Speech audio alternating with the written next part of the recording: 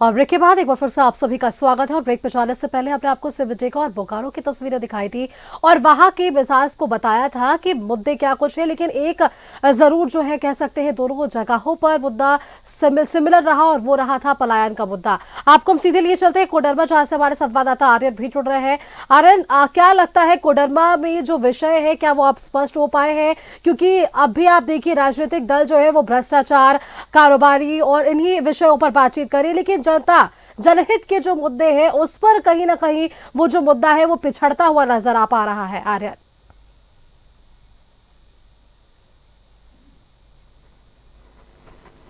जी बिल्कुल सुष्मिता, देखिए हम कोडरमा विधानसभा क्षेत्र की अगर बात करें तो कोडरमा विधानसभा क्षेत्र में अगर शहरी क्षेत्रों में चले आए तो विकास जो है वो हुआ है, विकास को काफी गति मिली है।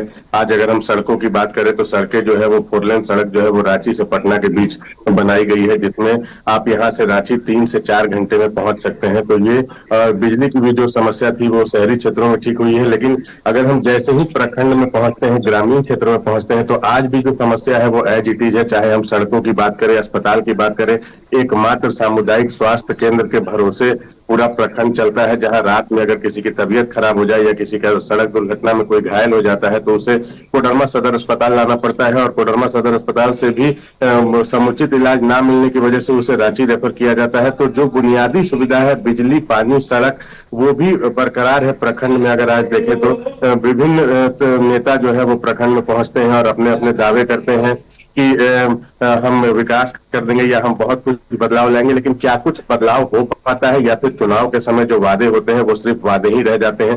तो अब जनता तय करेगी कि किसे अपना मालिक बनाना है और किसे कुर्सी पर बैठाना है। वहीं अगर हम कोडरमा की बात करते हैं तो सड़क, बिजली, पानी जो है, सड़कें अच्छी बनाई गई हैं, बिजली में सुधार हुआ है। लेकिन कोडरमा का जो मुख्य रोजगार जो था, ढिबरा पत्थर का जो व्यवसाय है वो पूरी तरह से बंद है, जिसपे कोडरमा निर्भर हुआ करता था। आज कोडरमा के बाजार में जो है वो सन्नाटा छाया होता है, क्योंकि केसर उद्योग और ढिबरा और जितने भी माइंस थे सभी को बंद किया गया है और जो मजदूर हैं वो बेरोजगार हो चुके हैं। पलायन की स्थिति है। मजदूरों का साफ कहना है कि सरकार कोई भी नीति नियम लागू करके इसे चालू करे। एक समय कोडरमा को अबरख नगरी के नाम से जाना जाता था, तो वो पहचान कोडरमा को दोबारा से मिल पाए और इसका रोजगार हो सके और सही तरीके से इसका रोजगार किया जा सके।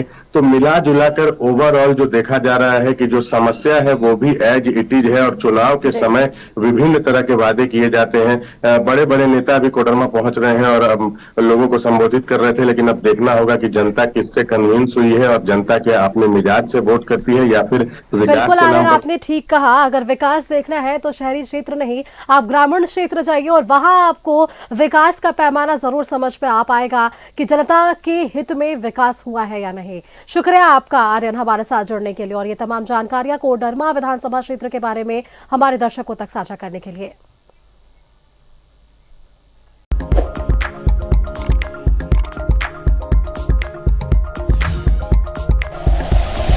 Like and share videos, subscribe करें हमारा चैनल और प्रेस करें बेल आइकॉन। न्यूज़ 11 भारत, सच है तो दिखेगा।